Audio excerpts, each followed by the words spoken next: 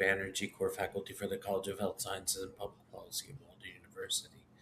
And in this segment, I'm going to be going over a book that I wrote.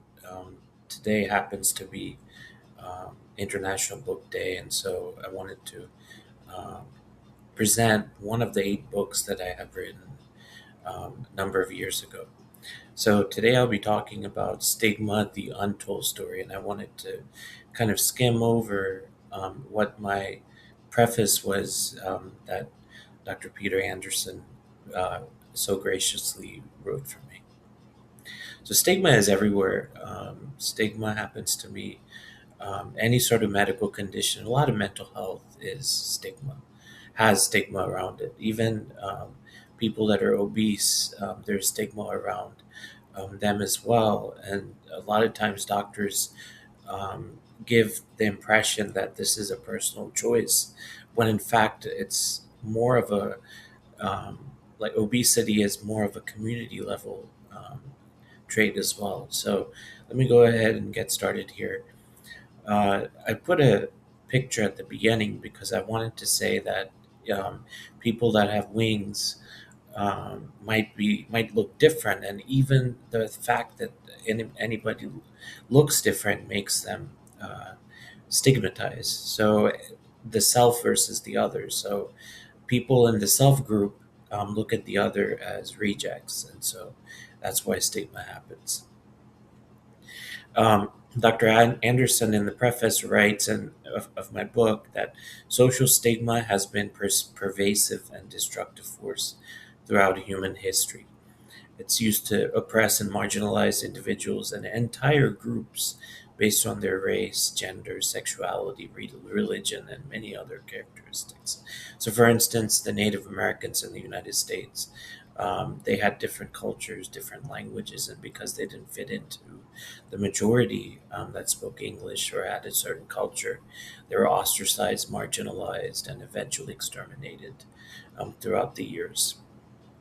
So, um, stigma is a tool that perpetuates inequality and perpetuates injustices.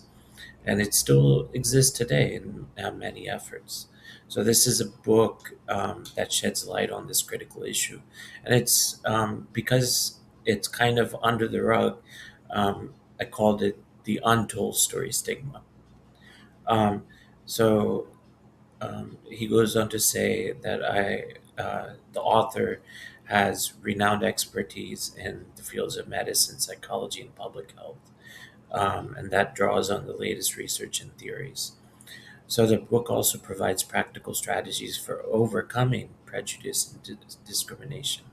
So fostering empowerment and becoming empowered by understanding stigma can go a long way. Um, so there's what I present are theoretical approaches to stigma and psychological mechanisms that drive social stigma to the social and cultural factors that perpetuate it. So there's stigma that even results in war. I mean, if we go back to World War II and or a lot of the wars that took place within the United States, the skirmishes and a lot of wars with Native Americans, or in the case of Germany, the Ashkenazi Jews, they were all persecuted, or Sephardim Jews were the ones that were persecuted more. Um,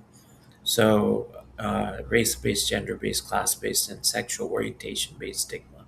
These are all types of stigma. I'm not going to go through this too much, but one of the strong points is that this book offers concrete solutions for overcoming prejudice and discrimination. Um, so there's practical strategies for building empathy, challenging stereotypes, and promoting inclusivity. So whoever wants to explore the wide-ranging origins and negative effects of social stigma and work towards a more just and inclusive society, this book is right for you. Um, I hope this has given you some insight as to how stigma works. And if you're interested in this book, there's about 200 pages in this book to be able to kind of summarize and understand how to empower and understand empowerment for people that are stigmatized. I hope this has made some sense. Thank you for listening.